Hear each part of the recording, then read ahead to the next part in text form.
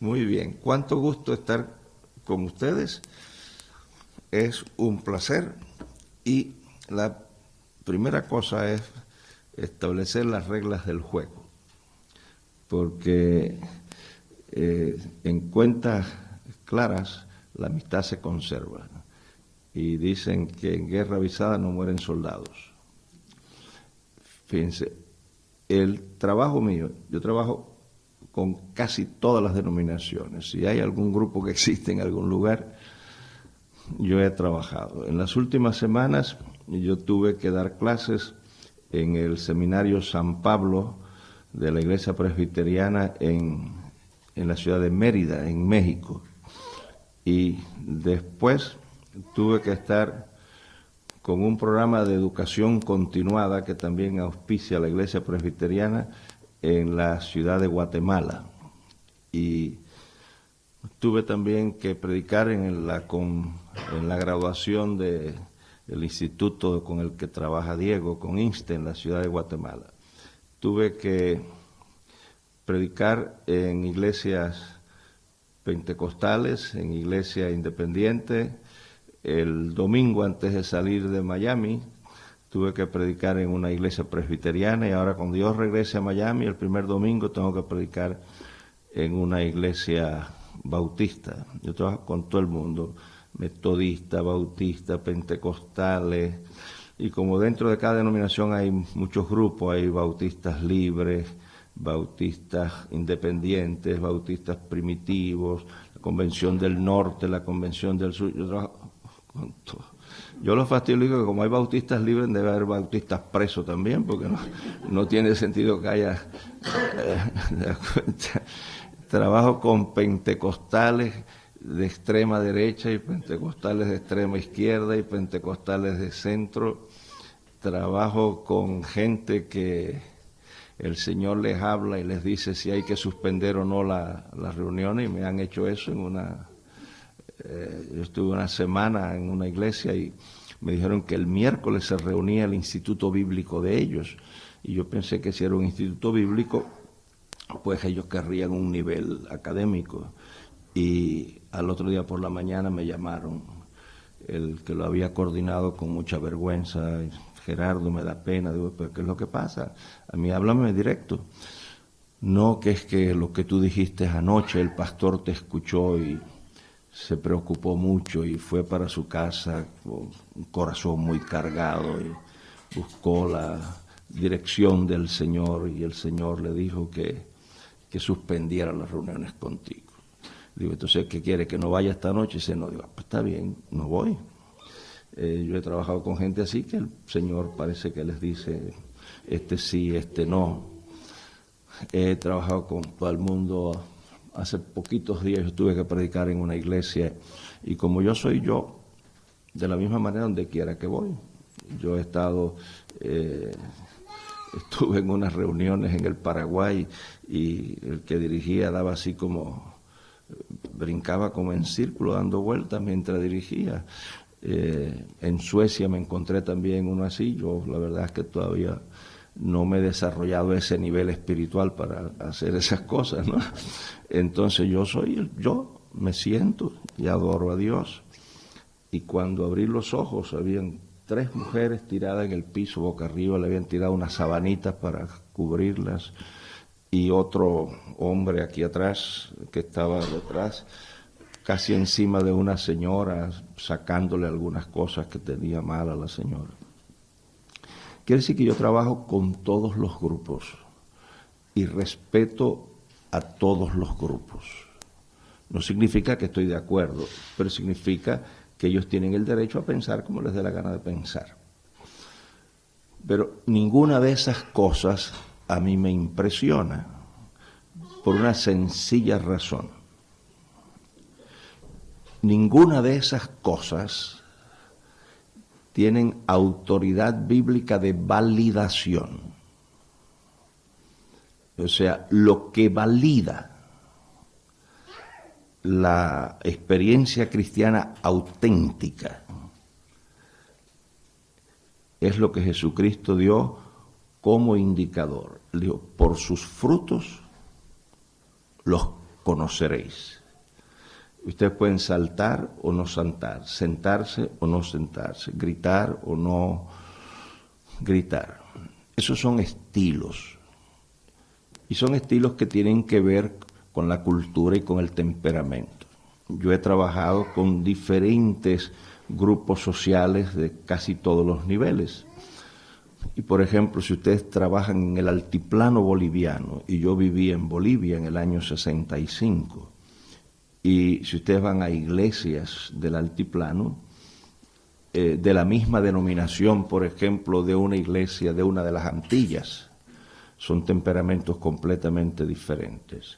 Usted piensa que son de dos denominaciones diferentes, pero no son la misma denominación. Tú vas a una iglesia pentecostal en Puerto Rico y vas a una iglesia pentecostal en el altiplano boliviano y su culto es completamente diferente. En Puerto Rico es muy ruidoso, muy entusiasta, y en el altiplano es casi un lamento sus himnos. Es parte de su cultura, allí no hay oxígeno. Los motores allí pierden creo que el 40% de su capacidad. El agua se demora, no recuerdo qué tiempo más para llegar al punto de ebullición. Entonces, la cultura, la educación, el nivel social, pues articula de diferentes maneras la experiencia religiosa. Entonces, la legitimidad de una religión no se determina por el estilo, se determina por la correspondencia entre la cultura y los cánones de esa religión. Por eso es que Cristo dice, por sus frutos los conoceréis. Al yo trabajar con toda la gente, una de las cosas que aclaro es esta. Yo estoy dedicado a la educación. O sea, yo no soy un evangelista, yo no estoy en el ministerio de ganar almas. Yo no digo que si en una reunión alguien se quiere entregar, yo le digo que no, pero no me dedico a eso. Yo me dedico no a agregar personas a la iglesia. Yo me dedico a ayudar a los pastores a criar los que ya ellos tienen en la iglesia. Entonces, mi trabajo es eminentemente de educación.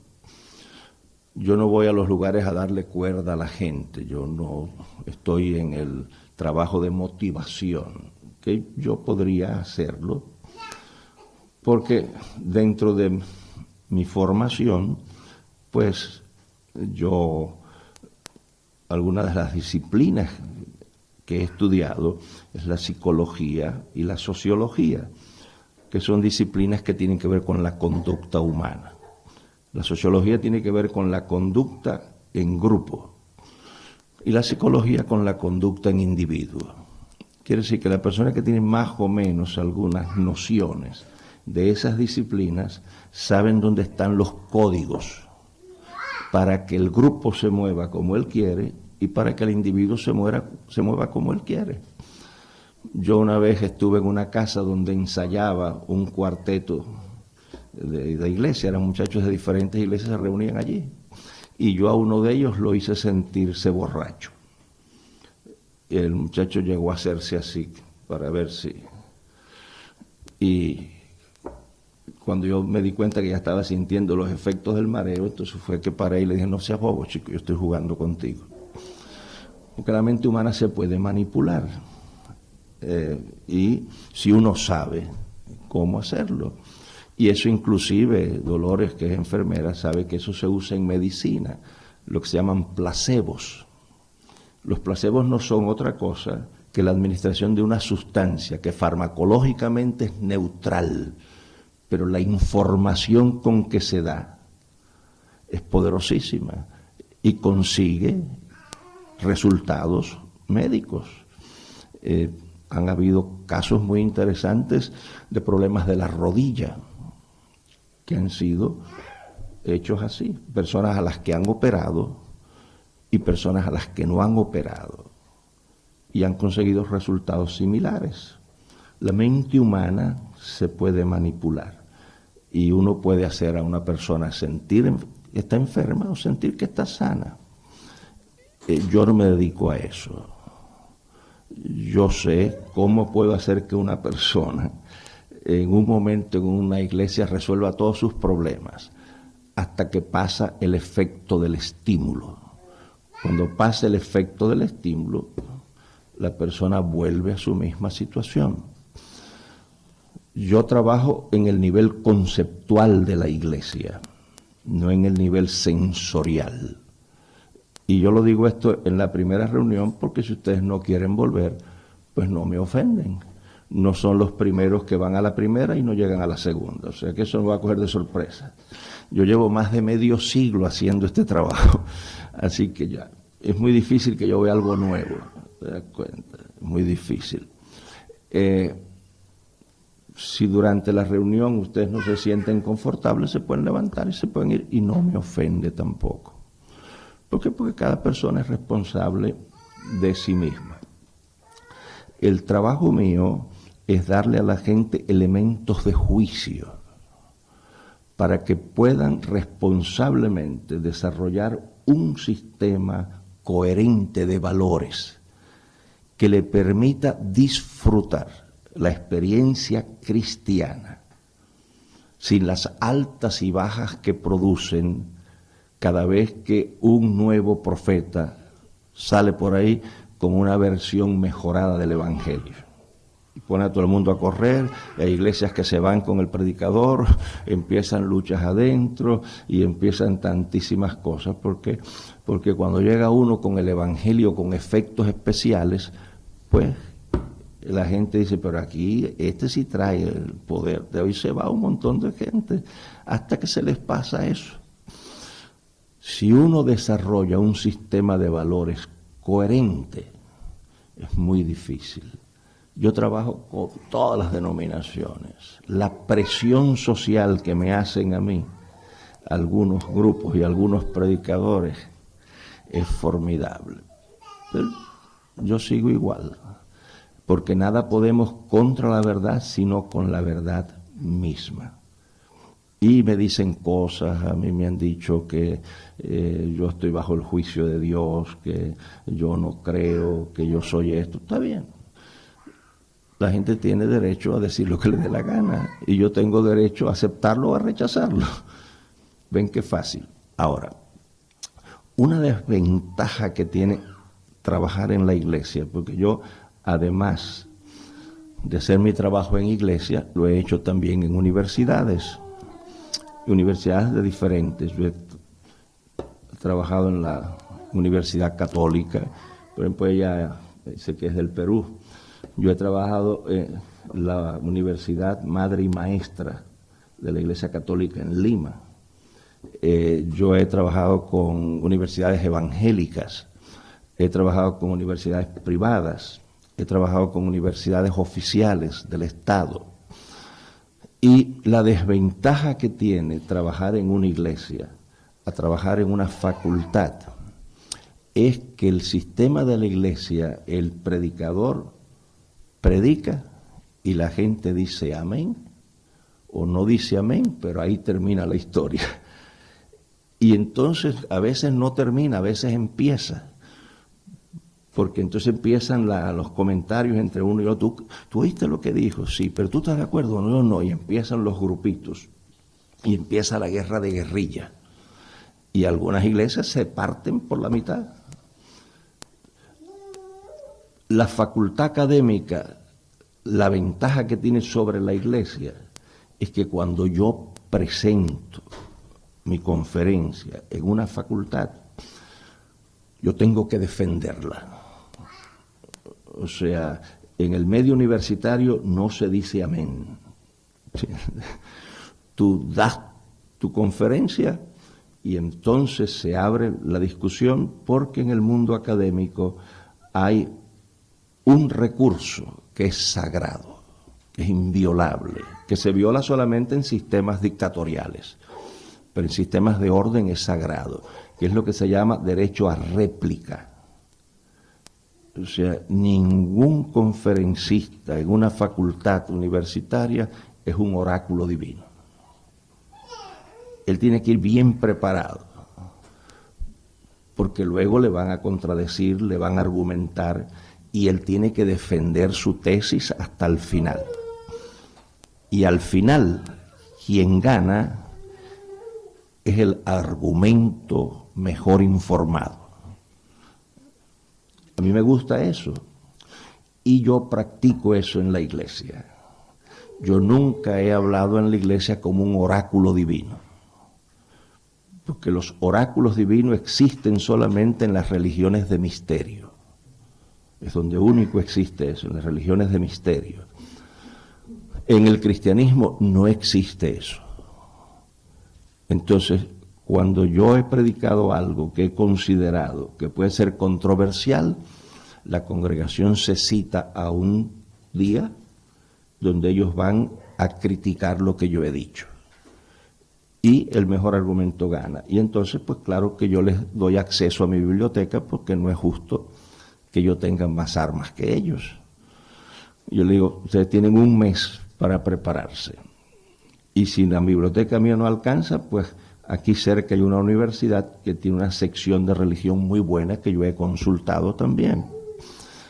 Vayan, porque yo además de la biblioteca uso la de la universidad, y además yo tengo amigos que son especialistas en diferentes áreas, y cuando yo llego al límite, pues busco quien sabe, porque la educación no es tenerlo todo en la cabeza, es saber dónde está para irlo a buscar cuando uno lo necesita. Entonces uno debe tener asesores que se especializan en ciertas áreas. Yo le digo, ustedes se preparan de la misma manera. Entonces cuando vengan dentro de un mes, no me pueden decir que el Señor les reveló, porque ¿cómo me defiendo? Si el Señor te lo reveló, figúrate tú qué puedo hacer. No me pueden decir que tuvieron un sueño, una visión. Yo acepto que según la Biblia, algunos soñarán sueños y otros tendrán visiones. Pero en la fe cristiana, ninguna de esas cosas se utilizan como validación. La ventaja que tiene la fe cristiana es que la parte conceptual es estable e inalterable. Cuando se cerró el canon del Nuevo Testamento, y esta es una posición arbitraria como son todas las posiciones de fe, porque toda disciplina humana, cualquier área del saber humano, parte de un punto arbitrario. Nada se puede probar hasta que se prueba. Y en filosofía se dice que para probar lo que se puede probar hay que aceptar lo que no se puede probar. Por ejemplo, la sociología parte de qué axioma? De que todo es aprendido. Pero lo que la sociología no ha podido explicar es de dónde aprendió el primero. En las matemáticas, que se supone que son la reina de las ciencias exactas, porque las matemáticas se consideran la más exacta de todas las ciencias exactas. Sin embargo, ¿cuál es el punto de partida de cualquier sistema matemático? Los axiomas. Y los axiomas no son susceptibles de demostración. A nadie se le ocurriría haberle preguntado a Euclides que probara que la suma de los ángulos de un triángulo es 180. Pues eso no se puede probar. Lo que se le exige a un sistema matemático es que en su uso demuestre que es correcto. Y por eso es que existen los aviones. Y por eso es que existen los puentes que reciben cierta carga. Porque están calculados que para tal peso tiene que haber tal espesor del acero que lo va a aguantar. O sea, la aplicación del sistema tiene que funcionar, pero los axiomas no se pueden probar. La fe cristiana es igual. El punto de partida de la fe cristiana no se puede probar. Pero la afirmación arbitraria de la fe es que en este libro está contenido lo que Dios quiere que yo crea. Y esto se terminó cuando se declaró cerrado el canon del Nuevo Testamento. A partir de ese momento, Dios dejó de hablar en el nivel conceptual. O sea, Dios ha seguido hablando para consolar, para dirigir, para estimular, pero nunca para enseñar algo nuevo. O sea, el cristianismo conceptual no ha variado en su esencia desde que se escribió en este libro. Ahora, el problema es que han habido muchos intérpretes de este libro que son los que han modificado.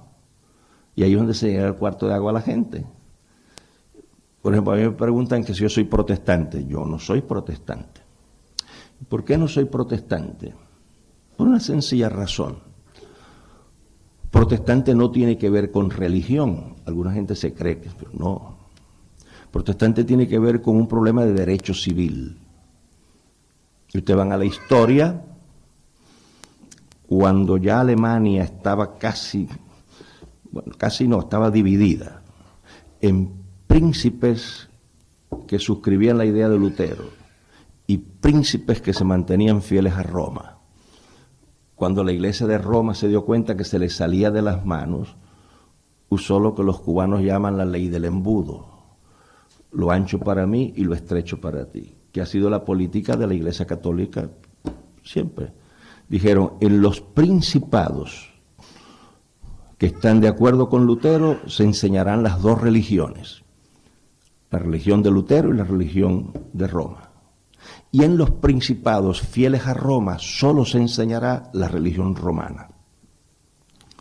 Entonces los príncipes protestaron, y de ahí viene protestantes, que no tiene que ver con lo que creían, sino con el derecho. Como yo no participé de eso, pues no soy protestante. Entonces me dicen, pero tú eres reformado. Digo, tampoco soy reformado. ¿Por qué? Digo, porque para uno reformar algo, ese algo tiene que haberse deformado. Y como que lo que yo creo no se ha deformado, pues no he tenido que reformarlo. Dice, entonces, ¿qué tú eres, chico? Pues yo soy simplemente cristiano. Eso es lo que soy yo. Y yo respeto a Calvino y respeto a San Agustín. Y los leo. Yo cuando estaba haciendo la investigación para mi librito El Purgatorio Protestante, vivía en la ciudad de Atlanta. Y en una ciudad vecina, en la ciudad de Decatur, vivía que ustedes tienen que haberlo leído, Justo González, un historiador. Entonces yo fui a casa de Justo y le dije, mira, estoy haciendo este trabajo, ¿qué fuentes me recomiendas? Y me dijo, mira, algo que te puede ayudar mucho son los padres apostólicos. Entonces yo le dije a Justo la colección que yo tengo de los padres apostólicos. Y él me dijo, tú tienes la colección más completa en idioma inglés que yo conozco de los padres apostólicos. Los antinicenos, los nicenos y los posnicenos. Yo respeto a esa gente, pero yo no interpreto la Biblia a través de ellos. Yo no los uso a ellos para criticar la Biblia, yo uso la Biblia para criticarlos a ellos. ¿Por qué voy yo a depender de Calvino, que está siglos después de San Pablo? Ahora, si yo no pudiera ir a San Pablo, no me queda otro remedio que caer en las manos de Calvino y jugármela, ¿no? Pero si yo puedo ir aquí, ¿por qué voy a ir aquí? Yo no uso a San Agustín para entender la Biblia, yo no uso a Orígenes, porque tú das cuenta que ellos en algunas cosas tienen cosas muy lindas, pero en otras están perdidos en el desierto sin cantimplora. Por ejemplo, cuando tú lees el Tratado de la Oración de Orígenes y llegas al Padre Nuestro, se le enreda la madeja a Orígenes, porque él dice que pan allí no puede referirse al alimento, porque en una oración tan sagrada no se puede usar algo tan vulgar como el pan.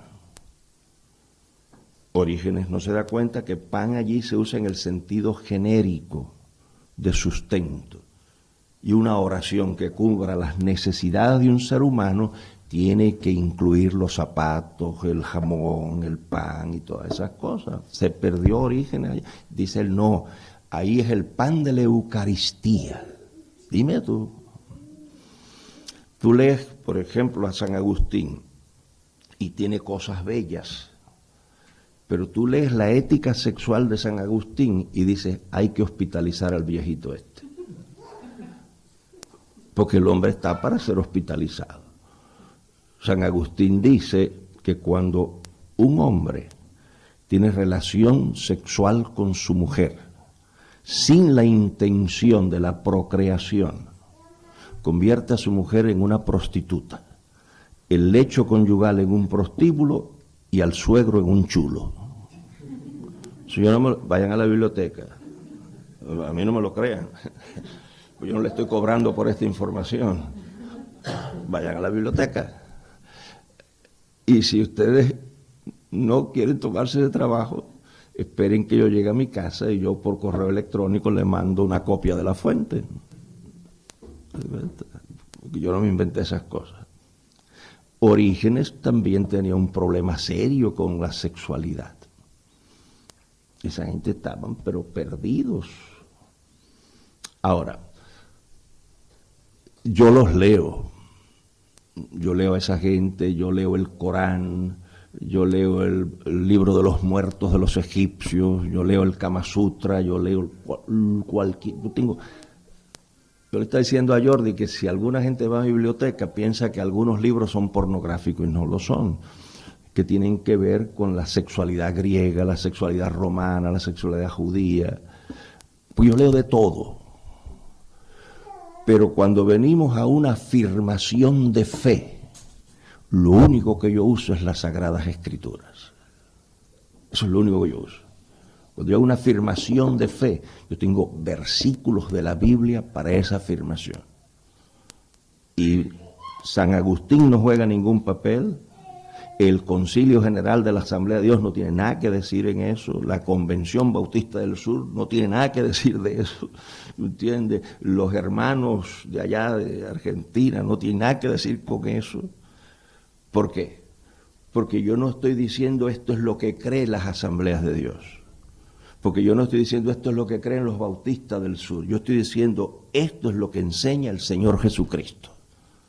¿Es claro eso? Entonces, por eso es que la gente me puede criticar con tanta facilidad. Porque como yo no hablo de cosas extrañas que yo solamente conozco. Y es lo que yo le digo a la gente. ¿Por qué se tienen que impresionar ante una persona que está diciendo cosas grandiosas? En algún lugar el tío lo leyó, chico. Y donde él lo leyó lo puedo leer yo. Si no hay ningún misterio en esto. La educación no es un misterio, la educación no es la herencia de mentes privilegiadas. La educación no es otra cosa que el resultado de la disciplina de personas que quieren formarse. Eso es todo.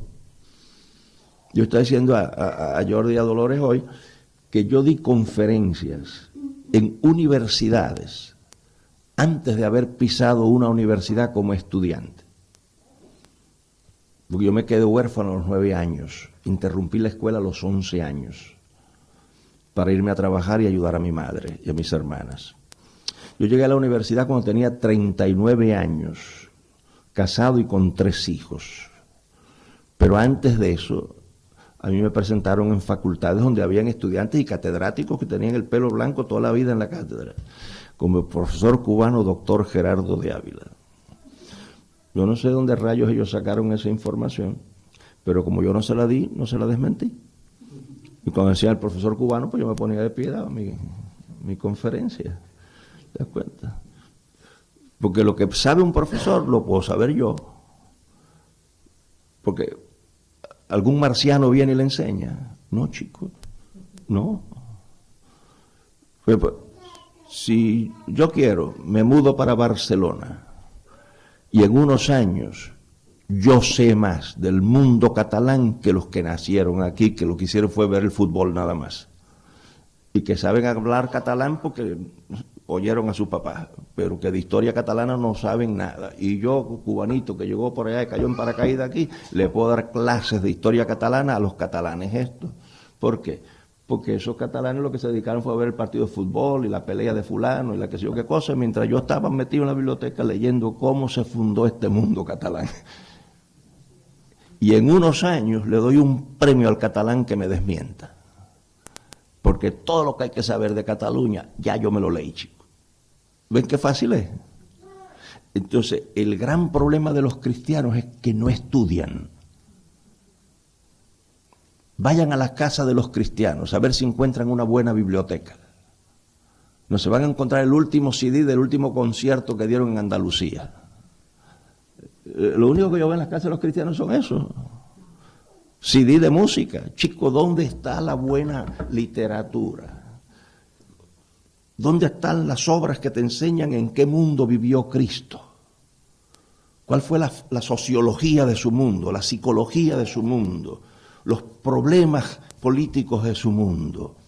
¿Cómo tú vas a entender este libro si tú no entiendes la coyuntura histórica que lo produjo?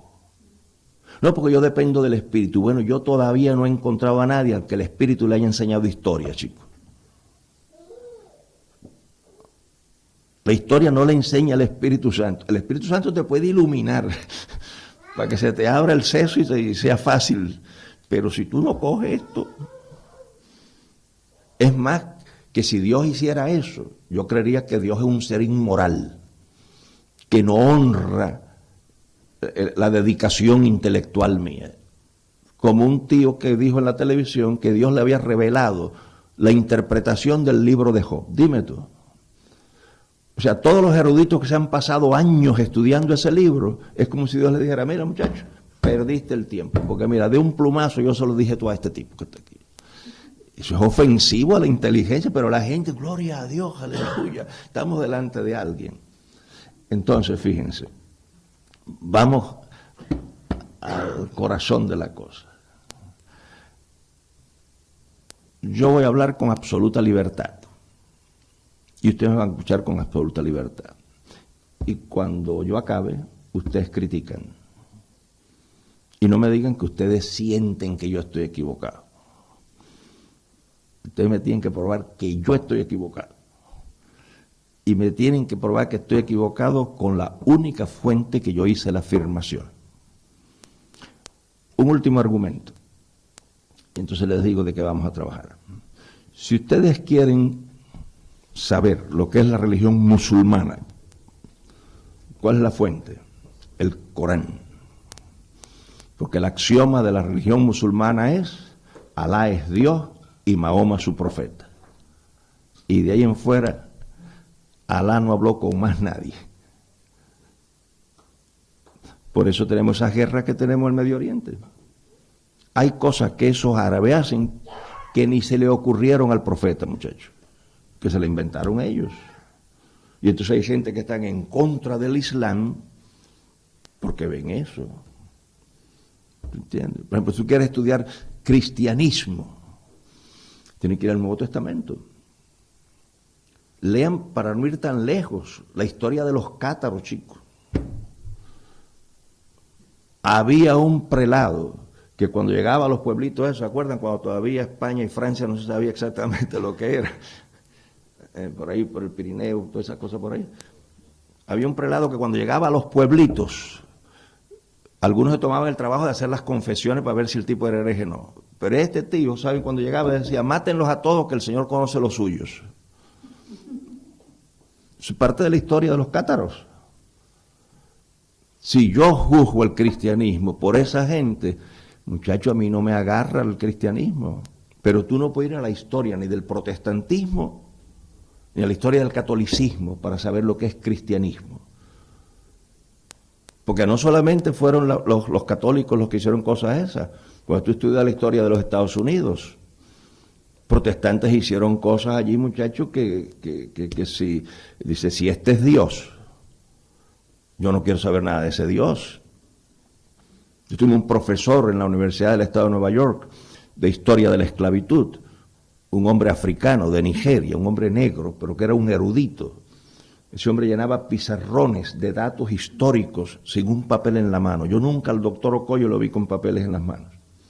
y llenaba, borraba y volvía a llenar. Y él no ponía en el siglo XIV ni en el XVI porque tiene 100 años para no equivocarte. No, el doctor Ocolle ponía el 25 del mes tal del año tal. Un erudito. Y yo le hablé de la fe cristiana. Y me dijo, yo no puedo ser cristiano. Dije, pero doctor Ocolle, yo me asombraba que un tipo tan inteligente, tan culto, no pudiera. Dice, no puedo ser cristiano porque los cristianos nos esclavizaron. Dije, doctor Ocolle, los cristianos no los esclavizaron a ustedes.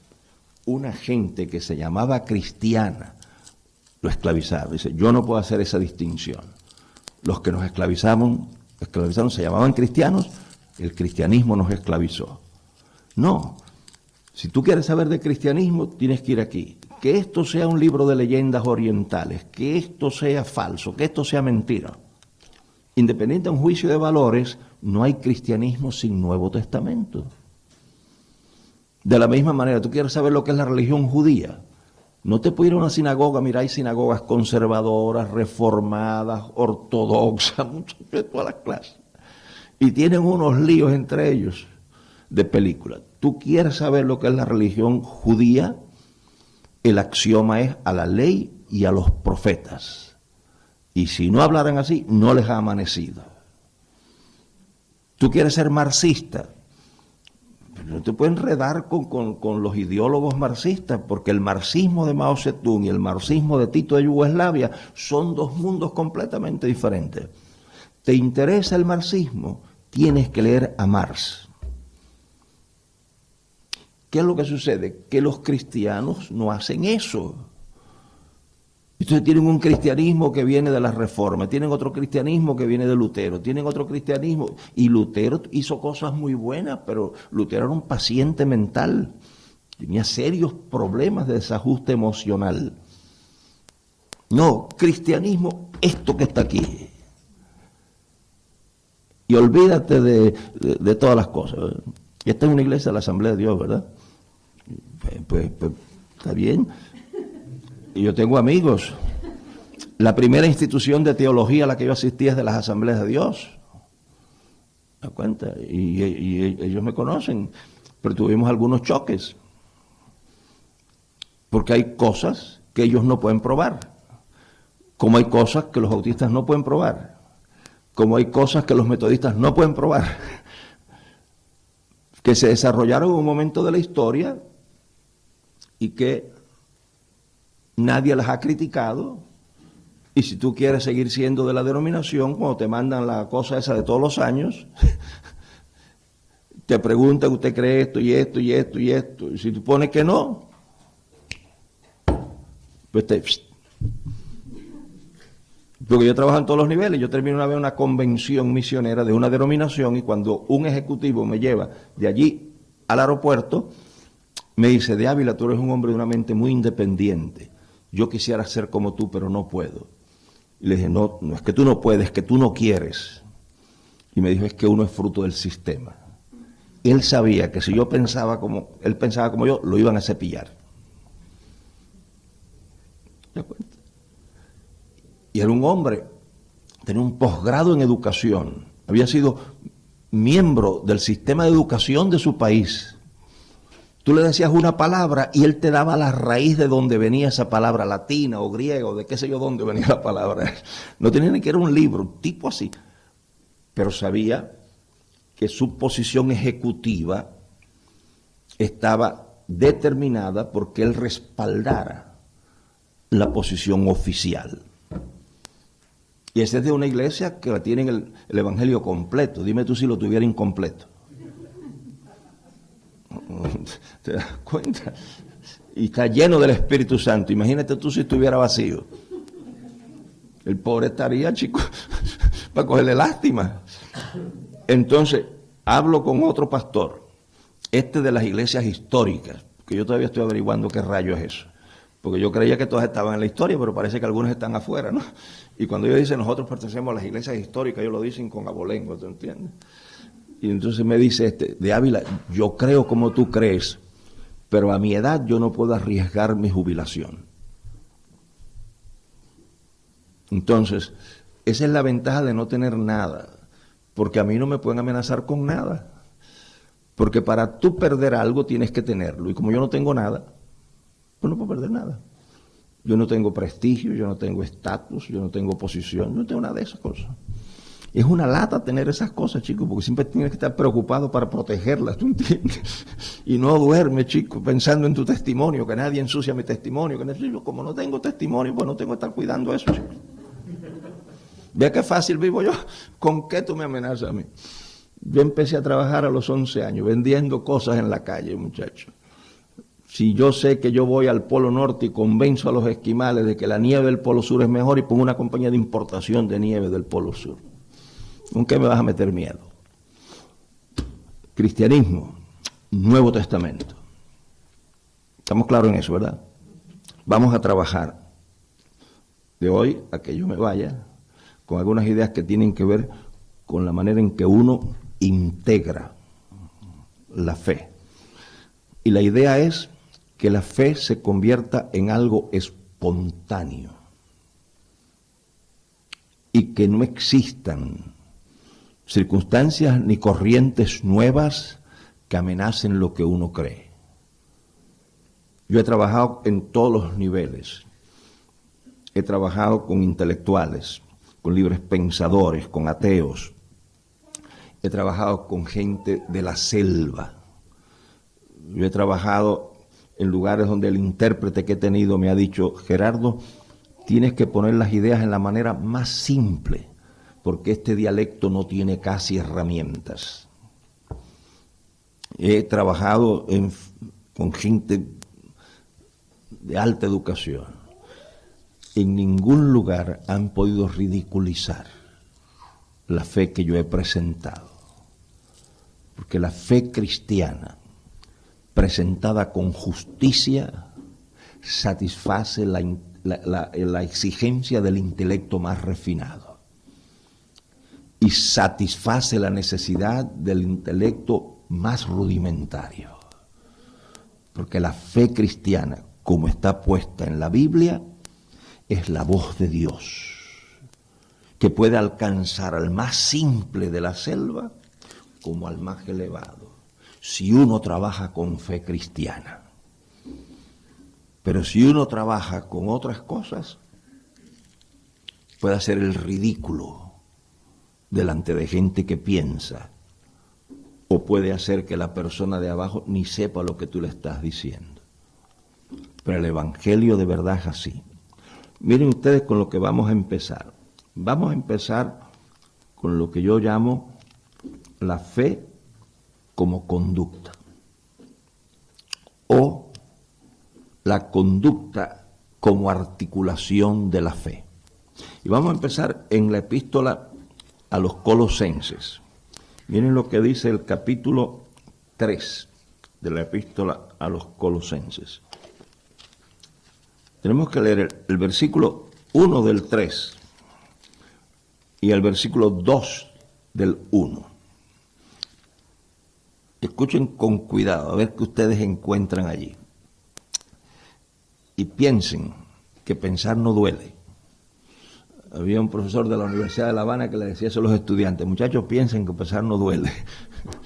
Miren, si habéis pues resucitado con Cristo, buscad las cosas de arriba, donde está Cristo sentado a la diestra de Dios. Poned la mira en las cosas de arriba, no en las de la tierra. Cojan solamente esta primera parte. Si habéis pues resucitado con Cristo.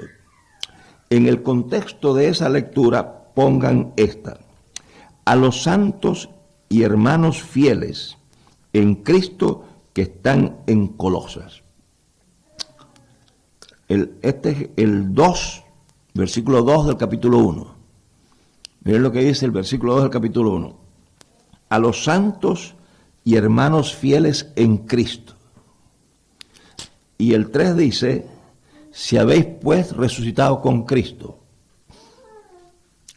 ¿Hay coherencia o incoherencia en esos dos pasajes? No tienen que contestarlo en voz alta, nada más que para el consumo privado. En uno dice: si habéis pues resucitado con Cristo. Y en el otro dice a los santos y fieles amados en Cristo. ¿Son ideas paralelas o son ideas contradictorias? Uno de los problemas que yo he descubierto con la gente es que leen la Biblia y mandan al cerebro de paseo, de vacaciones. Y leen y pasarás por mi vida sin saber qué has pasado. No se detienen a darle vuelta al versículo, estirarlo, a esto, a lo otro. En unas reuniones de pastores que yo di, unas conferencias en Nicaragua, en un espacio de descanso, me dijo un pastor, yo usaba un Nuevo Testamento pequeñito, y me dice, Gerardo, ¿dónde compraste ese Nuevo Testamento? Y a mí me extrañó que un pastor no supiera dónde se compra un Nuevo Testamento. Y le dije, ¿por qué me preguntas eso? Dice, no, porque el mío no dice las cosas que dice el tuyo. Lo que pasa es que él no lo leía como yo lo leo. Yo lo leo de vuelta. Y puede que en un pasaje no lo entiendo hoy, mañana lo trato. Y puede que me tome, como yo no tengo apuro, pero hay que perseguir la cosa. Yo estaba preparando un trabajo sobre la culpa, que es otra de las cosas, Jordi, que en el futuro, si yo quedo con ganas y tú quedas con ganas, volvemos a planear para hacer un seminario sobre la culpa, porque es una de las cosas que más yo encuentro que fastidia en la iglesia. Algunas iglesias son productoras industriales de lo que se llama en psiquiatría culpa falsa o culpa neurótica. Pero eso está. Entonces yo estaba haciendo la investigación para ese trabajo, me empaté con un libro de un profesor de la Universidad de Tulane, un psiquiatra de la Universidad de Tulane. Entonces él citaba otro libro. Yo dije, pues yo quiero el otro libro que él cita para ver más amplitud. Lo llamamos a la universidad. Le dije si me podía dar el libro. Me dijo que tenía una sola copia, que no me lo podía prestar. Que llamara a la Universidad de Miami, que a lo mejor lo tenían. Y llamamos a la Universidad de Miami y me dijeron que no lo tenían. Pero supe que lo habían publicado en Londres. Entonces llamamos a Londres. Y nos dijeron que a ellos lo representaban en Nueva York. Y llamamos a Nueva York. Y en Nueva York me dijeron que se había agotado la edición. Pero yo conocí a una muchacha que trabajaba en la Biblioteca Pública de Miami, y las bibliotecas tienen un sistema que tú le pides un libro, y si existe en alguna biblioteca del mundo, ellos te lo consiguen y te lo facilitan por 2 semanas. Entonces me consiguieron el libro, y tuve el libro en mis manos. Pero para eso hace falta la disposición, la disciplina. Así como a alguna gente le gusta el fútbol, a mí me gusta esto. ¿Te das cuenta? Y entonces yo lo sigo aquí, lo sigo allá, que está en Barcelona, no, que lo mudaron de Barcelona para Sevilla, pues llamo a Sevilla, no, que ya no está en Sevilla, que está en México. Hasta que yo me enteré que al tío lo enterraron, yo lo sigo buscando. Ahora, cuando me digan, ya lo enterraron, digo, pues se fastidió, ya a descansar. Una vez más, si habéis pues resucitado con Cristo, a los santos y amados en Cristo Jesús que están en Colosas. Es una contradicción. Ustedes saben que en castellano tenemos un sí que afirma. Yo no sé en catalán, lamento, pero en español tenemos un sí que afirma y un sí que condiciona. En el idioma inglés hay 2 palabras. El sí que afirma es yes y el sí que condiciona es if. Pero en español no tenemos 2 palabras, tenemos una sola y hacemos la diferencia ortográficamente. Si queremos afirmar, le ponemos un acento. Si queremos condicionar, le ponemos un punto. En este caso es un punto, por lo tanto, algo condicionado. En el capítulo 3 él no afirma que son cristianos, porque el sí no lleva acento. Y no lleva acento porque corresponde a un sí del idioma del Nuevo Testamento, que es el sí que condiciona. Por eso es que al traducirlo se le pone un punto y no un acento. Entonces, él no afirma que ellos son cristianos, porque resucitar en Cristo es una manera de hablar de que uno es cristiano. Entonces, él no afirma que son cristianos, pero en el capítulo 1 sí afirma que son cristianos, porque dice a los santos y fieles en Cristo Jesús, y esa es una expresión para decir ustedes son cristianos, porque él empieza la epístola diciendo que son cristianos y en el capítulo 3 parece que cambia de idea. Y dice, en el caso de que ustedes sean cristianos, ¿en qué quedamos, chicos? Tú no dijiste que esta gente era cristiana, ahora cómo estás diciendo que si a lo mejor son cristianos. ¿Por qué? Porque todo en la vida tiene un porqué. Por eso a mí me gusta más la filosofía que la ciencia, porque la ciencia tiene una limitación. La función de la ciencia es investigar hasta que establece leyes, y cuando establece leyes ahí acabó. La filosofía no. En ciencia, tú por ejemplo trabajas con las leyes térmicas, y cuando descubres la ley que establece a qué temperatura se produce el punto de ebullición, terminó la función. Pero la filosofía no termina ahí. La filosofía dice, chico, ¿y por qué es que hierve ahí y no en otro punto? Tú, y sigue fregando hasta adelante, hasta ver, ¿tú entiendes? Porque un filósofo español ha definido la filosofía como la disciplina que persigue las causas más remotas de las cosas. Entonces, después que yo digo, aquí afirma y aquí no afirma, lo próximo es una pregunta metodológica que cae espontáneamente. ¿Por qué? Aquí afirma y aquí no afirma. Lo que pasa es que el estudio es para gente que no está apurada. Para la gente apurada se han hecho las cajitas de promesas. Que cuando tú sales por la mañana saca un cartoncito a ver qué te dice el Señor. Y hay gente que sacan 10 cartoncitos hasta que encuentran el cartoncito donde Dios habla. ¿Tú entiendes? Y cuando se van a acostar, pues leen el Salmo 91, porque él dice que no tendrás temor de espanto nocturno. En lugar de tomar pastillas, pues lee ese Salmo y ya se resolvieron las pesadillas. Y cuando sales al tráfico de las vías de Barcelona, pues lee el Salmo 121, guardará mi salida y mi entrada, porque meterse en ese tráfico te está jugando la vida tú. No, chico, la Biblia no es para eso. ¿Por qué esa diferencia? Si ustedes siguen leyendo, la van a descubrir, fíjense. Y está ahí, yo no me la inventé. Está ahí. Si habéis pues resucitado con Cristo, buscad las cosas de arriba donde está Cristo sentado a la diestra de Dios. ¿Qué parte de la oración gramatical sigue a la palabra Cristo? Si habéis pues resucitado con Cristo, ¿cuál es la palabra que sigue? Buscad. ¿En qué forma está conjugado el verbo buscar? En imperativo. Ahí está la clave. En el versículo 2 del capítulo 1, él afirma que son cristianos porque es la introducción de una epístola, de una carta. Y siguiendo el uso epistolario de su época, empieza con una salutación. Y como se la va a escribir a una iglesia, pues lo cortés, lo gentil, lo que está dentro del protocolo epistolario es tratarlo como cristianos. Es como cuando tú haces una carta que dice, amado señor Pedro. Tú no estás diciendo que lo amas mucho o poco, que a lo mejor lo odias. Pero tú puedes poner eso porque es la introducción de una carta. Yo estudié con un muchacho que una vez me vio escribiendo cuando no habían ordenadores, sino maquinitas de esas, y me dice, ¿me puedes hacer una carta a un amigo? Digo, con mucho gusto. Entonces cuando hago así, le digo, ¿cómo se llama él? Me dijo, ni me acuerdo cómo se llamaba, por eso hace más de 50 años. Y suponte que se llamaba Pedro González. Pongo, estimado Pedro González. Dice, no pongas estimado. Digo, ¿por qué no? Dice, bueno, es porque yo no sé si lo estimo mucho. No. Digo, chicos, esto no es una confesión del grado de tu amor. Esto es como decir, caballero, chico, ódialo y puedes poner estimado, porque eso es como decir señor. No hay más enredo que eso. Entonces, esta afirmación es epistolaria, protocolo. Pero en el capítulo 3, él quiere dar unos imperativos cristianos, porque él dice ahora, buscad. Si ellos cambian el sí condicional por el sí afirmativo, este verbo hay que conjugarlo en su forma imperativa, porque si ellos son cristianos no tienen otra opción que obedecer la fe cristiana. Pero si ellos dejan el sí como condición, San Pablo no quiere perder su tiempo diciéndole cosas a gente que no tienen relevancia.